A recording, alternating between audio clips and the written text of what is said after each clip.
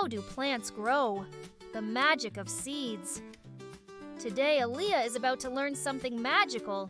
How tiny seeds grow into big, beautiful plants.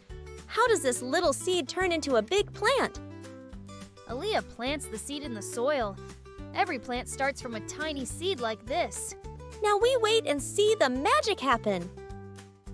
Water helps the seed grow. It's like giving the seed a nice drink. Drink up, little seed. I hope you grow big and strong. Wow! Sunlight gives the seed energy to grow. Just like how we need food, plants need sunlight to become big and healthy. Wow, the sun is like the plant's food. First, tiny roots grow from the seed.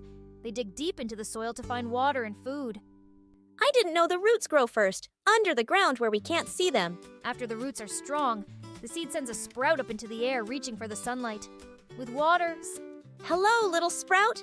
You're finally here. sunlight, and time, the sprout grows into a healthy plant. Look how tall it's getting. You're growing so fast. Soon you'll have flowers, or maybe even fruit.